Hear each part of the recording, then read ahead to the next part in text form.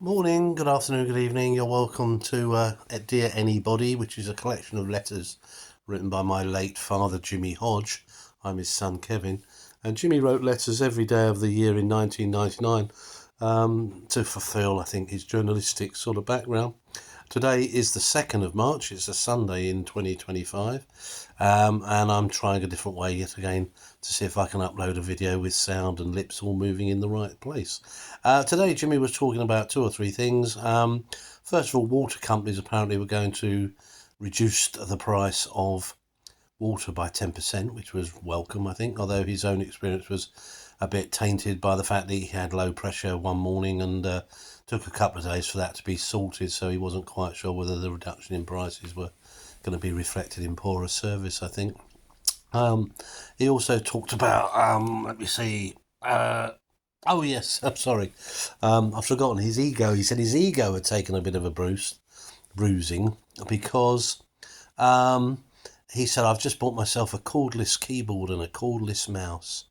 And he thought he was really doing well and keeping up with the Joneses, and then realised he'd had a cordless thing for a long time and he'd called it a typewriter. Now, I have to say, I think probably Jimmy being old school, and I remember very vividly Sunday mornings particularly, locking himself away for a couple of hours in his office and that typewriter banging away.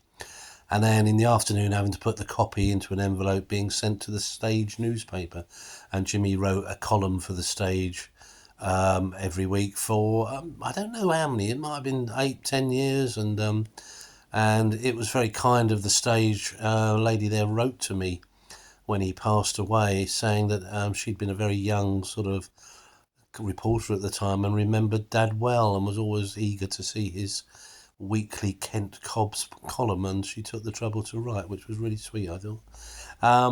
So he was a little bit sort of, I think, bemoaning a little bit modern technology. And lastly, apparently, things that were like new in 1999 would be seen as antiques 100 years later. Well, we're 25 years on, and he was saying about the mobile phone would become an antique, and I'm not so sure that's going to happen, actually. I think mobile phones are sort of here to stay.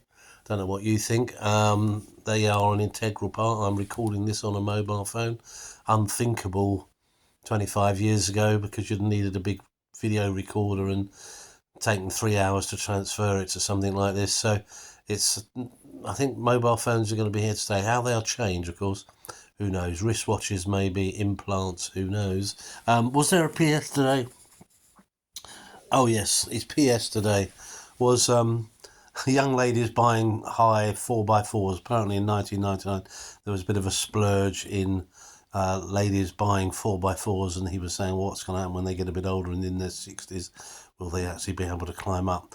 I think probably there is still quite a few folks who buy those. I now work in Halfords, the retail store, and it's quite amazing the number of folks who come in with big, high, tall cars, which shows you, A, they've got the money to buy them, I guess, and B, don't mind the sort of kudos of having such a big old vehicle, but when it comes in, they have not a clue, what the battery is, where it is, or how to change a bulb.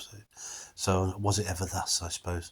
Anyway, that was the news on March the 2nd. I hope this all gets up all right, and let me know if there's a problem. Okay, take care. Bye.